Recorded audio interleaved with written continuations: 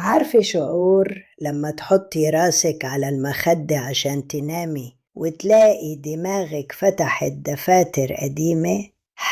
تحللي موقف حصل من سنين وتشيلي هم مشكلة لسه ما حصلتش، وترسمي سيناريوهات لسكة انتي أصلا ما مشيتيش فيها. انتي مش بتفكري يا بنتي، انتي بتحرقي في نفسك. الدوشة اللي جوه دماغك دي زي النار اللي بتاكل في وقتك وصحتك وفي علاقتك بربنا. النهاردة في خلوة مع الله هنعرف ازاي نفصل الفيشة ونوقف الساقية اللي بتلف في دماغنا ونبدل دوشة الأفكار بهدوء الذكر. اسمعي مني عشان تلاقي الراحة اللي بتدوري عليها. خلوني أحكي لكم عن هدى.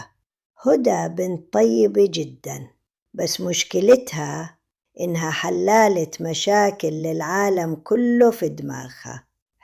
لو ابنها تأخر 5 دقايق دماغها تروح لحوادث ومصايب.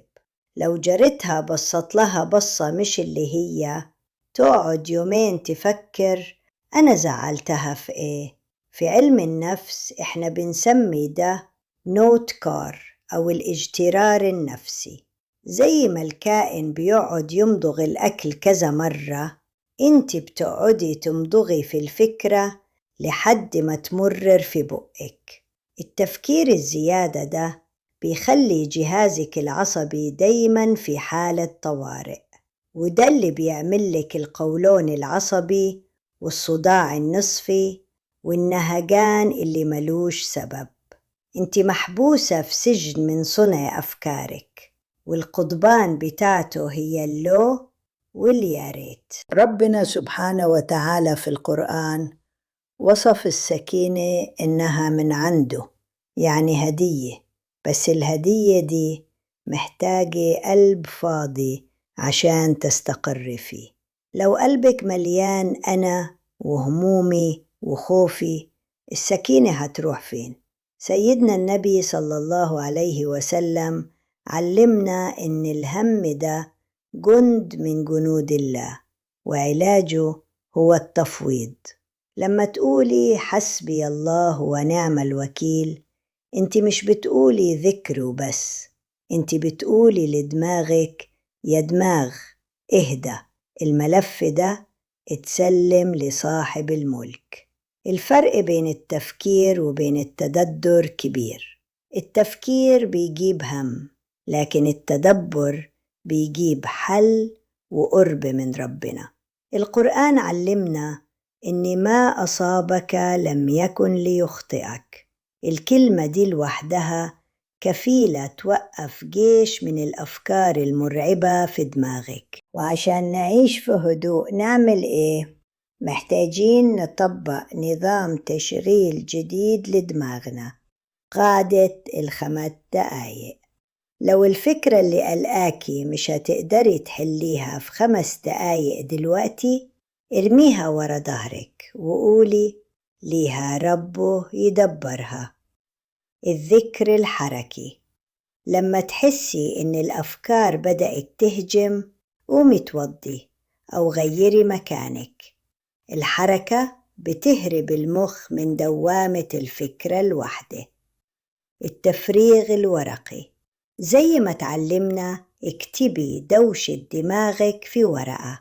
لما العين بتشوف الفكرة مكتوبة، المخ بيصدق إنها خرجت منه فبيستريح. يا بنتي، العمر أقصر بكتير من إننا نضيعه في سيناريوهات وهمية ما بتحصلش غير في خيالنا. ربنا مديكي اللحظة دي أمانة، فما تضيعيهاش في ندم على امبارح ولا خوف من بكرة. ارمي حمولك على اللي شايل الكون كله، ونامي وانتي مطمنة إن رزقك وحياتك في إيد أمينة. عايزاكم النهاردة في التعليقات نحول خلوة مع الله لساحة تسليم. كل واحدة حاسة إن دماغها تاباها تفرغ الهم ده بالدعاء ده وتكتبه بقلب واثق. اللهم إني أعوذ بك من شتات الأمر وضيق الصدر وكثرة التفكير. اللهم اجعل لي من كل هم فرجا ومن كل ضيق مخرجا، وارزقني سكينة لا أشقى بعدها أبدا.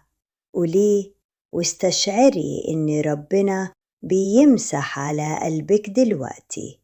ولو الفيديو ده طبطب على جرحك ابعتيه لكل واحدة دماغها تعباها، وكوني انتي سبب في هدوءها.